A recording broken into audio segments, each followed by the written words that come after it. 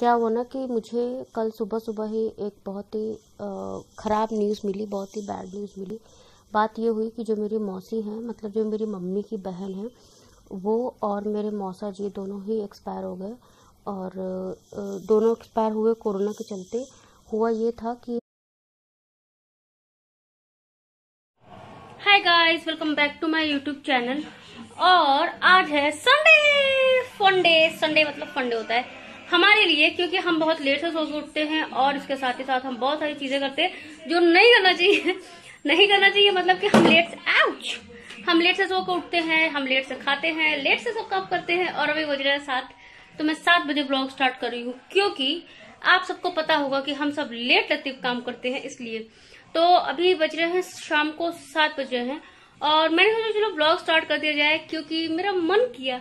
मैं अपने मन की मालकिन हूँ। जब मेरा मन करता है मैं ब्लॉग स्टार्ट कर देती हूँ। और जो है, और गाइस, वैक्सीन लगना स्टार्ट हो चुका है। और आई नो आप सबको पता होगा, फिर भी मैंने सोचा कि चलो आपको बता दिया जाए। वैक्सीन लगना स्टार्ट हो चुका है और हम सब लगवाएंगे वैक्सीन। मेरे घर में हम 2 लोग हैं, मैं और मेरे हस्बैंड है। तो पहले मेरे हस्बैंड या लगवाएंगे, या तो मैं लगवाऊंगी, उसके बाद दूसरा आदमी लगवाएगा वैक्सीन। क्योंकि मान लो वैक्सीन के बाद कोई थोड़ा बहुत साइड इफेक्ट होता है, जैसे कि फीवर आना या फिर जो भी होता है, तो वो दोनों को एक साथ नहीं होने पाए। और हम दोनों की बॉडी अलग अलग है, ऑब्वियसली सबकी बॉडी अलग अलग है।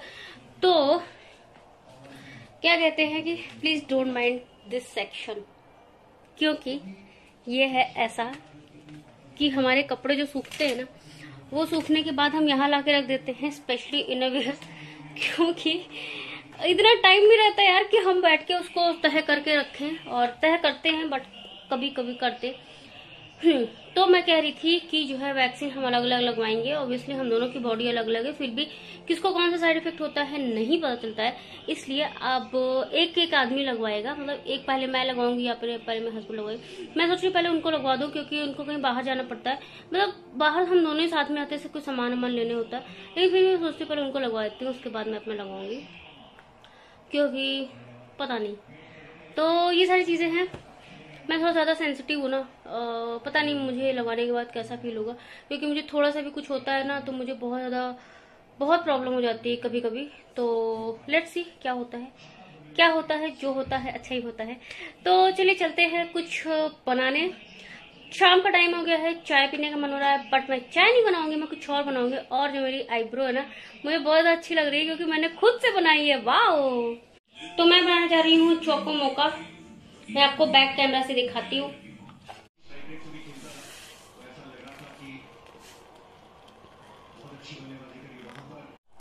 तो मैं अब इसमें ना आधा चोको मोका डाल रही हूँ, क्योंकि आधा ही चाहिए, आधा इनफ होता है, हाफ। इसमें से स्पून निकाल। अब इसमें से मैंने बर्तन नहीं लगाए हैं, क्योंकि लगा देंगे यार, मतलब काम करते करते आदमी थक जाए, काम ही नहीं खत्म होता घर का। इसका कलर चेंज हो गया है, ये लाइफ बॉय बन चुका है। मैं मजाक कर रही हूँ। ये कॉफी पाउडर डालने के बाद इसका कलर देखिए आप ऐसा हो गया है। ओके, अब मैं क्या करूंगी ना, ये जो चोको मोका है थोड़ा सा ऊपर से स्प्रिंकल कर दूंगी, जिससे कि एक बहुत ही अच्छा सा टेस्ट आ जाएगा। वाओ! और मैं जा रही हूँ देने अपने पति देव को।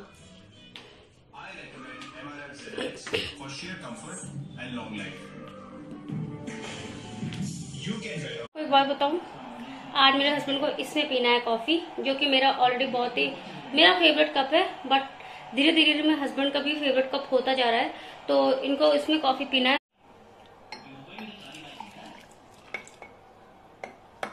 ओके, तो हस्बैंड जी को इसमें पीना है कॉफी। आई डोंट नो, ठंडी तो नहीं हुई है, देख। One eternity later. तो गाइज, आपको पता है लाइफ का ना कोई भरोसा नहीं होता है, कब क्या हो जाए किसी को। तो क्या हुआ ना कि मैंने संडे को व्लॉग बनाया, हाँ संडे को व्लॉग बनाया, और उसके बाद आज है ट्यूसडे, तो मैं आज 2 दिन के बाद व्लॉग बना रही हूँ। मंडे को भी नहीं बनाया, आज ट्यूसडे है, रात हो गई, 7 बज गए हैं। क्या हुआ ना कि मुझे कल सुबह सुबह ही एक बहुत ही ख़राब न्यूज़ मिली, बहुत ही बैड न्यूज़ मिली। बात ये हुई कि जो मेरी मौसी हैं, मतलब जो मेरी मम्मी की बहन है, वो और मेरे मौसा जी दोनों ही एक्सपायर हो गए। और दोनों एक्सपायर हुए कोरोना के चलते। हुआ ये था कि पहले मौसी की तबीयत ख़राब हुई थी, और मौसी की तबीयत ख़राब हुई तो वो घर पे थी। ये हुआ कि हॉस्पिटल नहीं ले जाएंगे, उनको घर पे ट्रीट करेंगे। डॉक्टर्स वगैरह आते थे, इंजेक्शन लगाने सब होता था, बट फिर भी उनकी हालत नहीं ठीक हुई और बिगड़ती चली गई, और ज़्यादा बिगड़ गई। उनको ऑक्सीजन की प्रॉब्लम हो गई बहुत ज़्यादा। तो उनको हॉस्पिटल ले जाया गया। हॉस्पिटल ले जाने के बाद वो एक दिन तक जो है ज़मीन पे पड़ी रही, क्योंकि उनको बेड नहीं मिल रहा था। और वहाँ पे ये हो रहा था, वो शायद दिल्ली में या नोएडा में थी, तो वहाँ पे ये हो रहा था कि आप किसी से लिखवा के लाओगे तभी हम जो है बेड अवेलेबल करा पाएंगे। तो जो मेरी भाभी है, मतलब जो मेरी मौसी की बहू हैं, वो अपने उनके जो भाई हैं, उन्होंने जो है, मतलब मौसी के बहू के भाई जो है, वो किसी से कहीं से सोर्स वगैरह लगा के, पता होता जान पहचान निकाल के लिखवा के लाए। ये लिखवा के लाने के बाद जो है, शायद डिस्ट्रिक्ट डीएम वगैरह ऐसा कुछ था, किसी से लिखवा के लाए थे। तो उसके बाद उनको बेड अवेलेबल हुआ पूरे एक दिन के बाद। पूरे एक दिन वो ऐसे ऐसे ज़मीन पे पड़ी रही और उनको ऑक्सीजन लगा रहा। उसके बाद क्या हुआ कि जो है, जब बेड पे तो आ गई, ठीक है बेड पे आ गई, लेकिन फिर भी उनकी कंडीशन जो है रिकवर नहीं हो रही थी, कंडीशन उनकी ठीक नहीं हो रही थी। डॉक्टर्स काफ़ी जो है वो कर रहे थे, काफ़ी ट्राई कर रहे थे, और उनका ऑक्सीजन लेवल कंटिन्यूस नीचे जा ही रहा था। और मौसा जी भी आ रहे थे जा रहे थे हॉस्पिटल, क्योंकि भाई कुछ भी हो, एक लाइफ पार्टनर अगर इतने बड़े बीमारी से जूझ रहा है, बीमारी है उसको, तो हॉस्पिटल तो जाना पड़ता ही, चाहे वो ओल्ड ही क्यों नहीं हो। तो मौसा जी गए थे हॉस्पिटल देखने मौसी को। तो भी वो क्या करते, वो कुछ भी नहीं कर पा रहे थे, जस्ट उनको देखने गए थे। तो उनके साथ, मौसी के साथ क्या हुआ ना, कि जो हॉस्पिटल का स्टाफ था, वो उनको ना तो खाना खिला पा रहा था, ना तो उनके साथ उनको दवाई दे पा रहा था। वो जस्ट ऐसे ही जो है हॉस्पिटल में पड़ी हुई थी। मतलब ऐसा मैंने सुना है कि, पता है क्या होता है ना, कि इतने सारे पेशेंट होते हैं और डॉक्टर्स बहुत कम होते हैं, तो इसमें डॉक्टर्स की भी गलती मैं नहीं कहूँगी, क्योंकि वो लोग किसको किसको देखे। पेशेंट बहुत ज़्यादा है इस टाइम हमारे इंडिया में कोरोना के। तो जो है उनका जो ऑक्सीजन लेवल था वो गिरता जा रहा था, और उनको दवाइयाँ भी नहीं टाइम पे मिल रही थी, ना ही उनको टाइम पे खाना मिल पा रहा था। खाना वो खाती कैसे, क्योंकि जो कोरोना होता है ना, बॉडी की जो हमारे बॉडी में जितनी एनर्जी होती है ना, वो सब ख़त्म कर देता है। तो उनको हिम्मत ही नहीं थी कि वो खाना उठा के खाएं, उनके पास ऐसे ही खाना पड़ा हुआ था। और दवाइयाँ भी कई बार स्किप कर हो जा रही थी, जिसके चलते जो है उनकी रिकवरी नहीं हो पाई। और इसके चलते मौसा जी भी जो है हॉस्पिटल आ रहे थे जा रहे थे, जिसकी वजह से उनको भी कोरोना हो गया।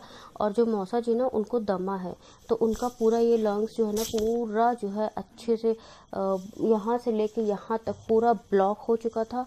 डॉक्टर्स ने पहले ही बोल दिया था, देखते ही उनको बोल दिया कि अब हम इनके लिए कुछ नहीं कर सकते, अब ये जब बस चल रहे हैं, ऐसा बोल दिया था उन लोगों ने, डॉक्टर ने। तो ये चीज़ मेरी मौसी के एक्सपायर होने के पहले की है। तो 26 अप्रैल को मौसी नहीं रही, क्योंकि कितने दिन कोई आदमी बिना ऑक्सीजन के चल पाएगा, है ना। डॉक्टर उनको उल्टा लिटा के रखे थे। कि क्या होता है ना, मैं आपको एक चीज़ बताती हूँ। मैंने डॉक्टर्स के मुंह से सुना है कि अगर आप उल्टा सोते हैं तो आपको जो ऑक्सीजन लेवल है वो बहुत ही एक हद तक अच्छा हो जाता है, इन कंपैरिजन ऑफ सीधा सोने के। तो हमेशा जब मौसी को दिक्कत हुई तो डॉक्टर्स ने उनको उल्टा लिटा दिया, और ऑक्सीजन नहीं था, जिसके चलते ऑक्सीजन उनको नहीं लग पाया। और तो 26 को मौसी चली गई, 26 तारीख को मौसी एक्सपायर हो गई। उसके बाद मौसा जी की बहुत ही क्रिटिकल सिचुएशन हो गई थी, क्योंकि उनके में पूरा इन्फेक्शन फैल चुका था, जिसके चलते 30 तारीख को मेरे मौसा जी भी चले गए। दोनों लोग ही चले गए, 4 दिन के अंतर पे दोनों लोग चले गए। और इतना दुख हो रहा है, मतलब मैं मंडे को सुबह सुबह सुनी न्यूज़। मम्मी भैया का फ़ोन आया था, भैया ने बताया कि ऐसा ऐसा हो गया। मेरे को इतना बुरा लगा सच्ची, मेरा मतलब ऐसा लगा यार कि क्या, मतलब झटका सा, एकदम शॉक सा लगा कि अरे यार इतनी जल्दी। मतलब एक आदमी जाता तो दुख होता, लेकिन ये होता कि चलो भाई उसको कोरोना हो गया था। मतलब मौसी के चलते मौसा को भी कोरोना हुआ, और वो बेचारे नहीं बचे, वो भी चले गए। और पता है क्या, उनका एक ही बेटा है, वो भी कोरोना की वजह से हॉस्पिटलाइज्ड है। बहुत दुख की बात, मतलब पूरी फैमिली में मदर, फादर और एक बेटा, बस 3 ही लोग हैं, जिसमें से 2 लोग जा चुके हैं और एक आदमी मतलब जो उनका लड़का है वो भी हॉस्पिटलाइज्ड है।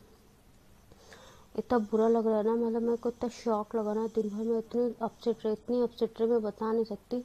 मुझे ऐसा लगा यार क्या करूँ मैं, कहाँ जाऊँ, क्योंकि पता है क्या होता है, जब आप दूसरों का सुनते हो ना तो आपको लगता है कि यार दुख होता है, लेकिन जब आपके खुद के अपने इस चीज़ से गुजरते हैं ना तो बहुत पेन होता है अंदर से, बहुत ही ज़्यादा तकलीफ़ होती है कि यार ये क्या हो गया। सच में गाइस, लाइफ का कोई भरोसा नहीं है, हर एक दूसरा दिन अनप्रडिक्टेबल है, कब क्या हो जाए। इसलिए गाइस कह रहे हैं आप लोग सेफ रहिएगा, आप लोग हमेशा मतलब अपने सैनिटाइज़र यूज़ करिएगा, हमेशा आप अपने मास्क ला के बाहर निकलिएगा और कोशिश करिएगा कि घर में रहिए जितना हो सके।